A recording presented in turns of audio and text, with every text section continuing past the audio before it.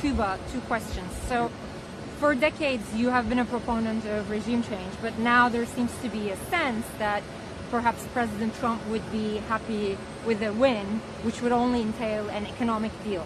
So you said there's a sense. Where do you get that sense from? Well, there's a lot of reporting that there's a lot of fake. All right, any reporting on Cuba that you didn't get from me or the president is a liar, because they're the only people working on it. Do you still want regime change? I'm just warning you guys. All these sources that are pitching you on Cuba don't know jack.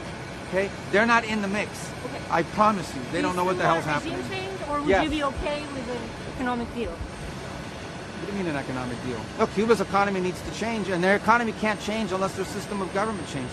It's that simple. Who's going to invest billions of dollars in a communist country? Who's going to invest billions of dollars in a communist country run by incompetent communists, which is even worse than communists? The only thing worse than a communist is an incompetent communist. And so their system of government has to change, because they will never be able to develop economically without those changes. Economic change is important. Giving people economic and political freedom is important, but they come hand in hand. They come together.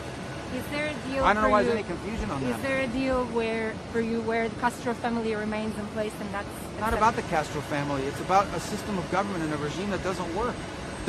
Guys, a couple things on Cuba. I didn't come all the way to France to talk about Cuba, but let's talk about Cuba. It's perfect. I'm happy to do it because we actually talked about it in the G7. So it's actually no, of course not. Plus, we talked about it in the G7. Okay, everybody talks about these blackouts. Cuba's been having blackouts all of last year, all the year before. There isn't a naval blockade surrounding Cuba. The reason why Cuba doesn't have oil and fuel is because they want it for free.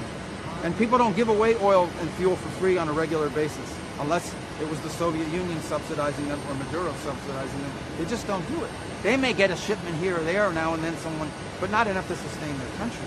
Okay, so the reason why they're having that's why they don't have fuel, and the reason why they're having blackouts is because they have equipment from the 1950s and 60s that they never maintained or kept up.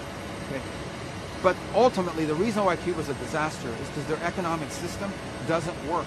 It's a nonsensical system, and the people of Cuba are suffering because of the decisions, because of the unwillingness of the people who govern that country to make the changes that need to be made so they can join the 21st century. It is sad that the only place Cubans can only be successful if they leave the country. That's a very sad thing. You see Cubans go all over the world and find success except in Cuba. That has to change, and for that to change, you need to change the people in charge, you need to change the system that runs the country, and you need to change the economic model that it's following. That's the only way forward if Cuba wants a better future. We've expressed that clearly and repeatedly over many years, and maybe now there's an opportunity to do it. We'll see.